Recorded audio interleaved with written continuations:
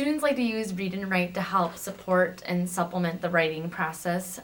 So anything from helping them just keep their train of thought, especially for some of my students that have attention difficulties, just being able to speak out what they want to say really helps them be more independent in that process versus thinking of thought, trying to write it down, losing their thought, and going through that vicious cycle.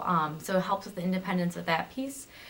For some of those students too that just aren't very confident in their actual technical handwriting abilities, such as like the motor aspect or spelling, I love using the word prediction and just seeing their confidence grow in that process and them actually being motivated and excited to write because they know what they're writing is good stuff and that they're going to be able to give it to somebody and somebody's going to be able to read it versus somebody having to ask them, oh, what does this say all the time? So that has been huge.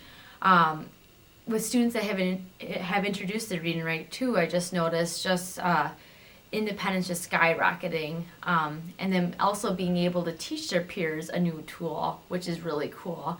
And there's a couple of classrooms that I have not just students that are on my caseload using it, but because of kind of introducing it to those one or two students, it has emerged into a whole classroom use of this tool, especially when it comes down to editing their work. I found that very helpful in a lot of classrooms, whether it's spelling or hearing what they wrote out loud, just making sure that makes sense.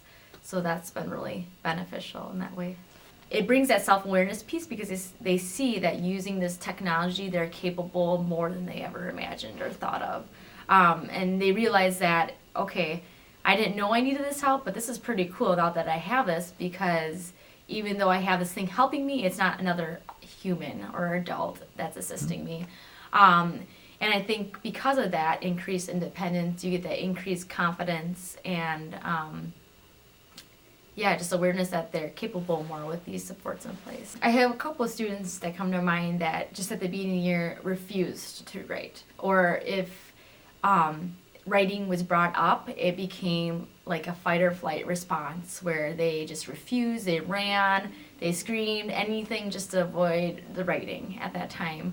And then, initially training them to use these different assistive technology was a process. It wasn't necessarily easy. At first it got hard before it got easy, but now that they know how to use the systems and it's not such a novel thing to them, we don't see so many of these behaviors and we're getting writing out of them more independently, and it's not, they have that internal motivation to do the writing too. It's not just, someone telling them to do it and they're like, okay, I guess, but they kind of are excited right now too, which is a cool thing to see.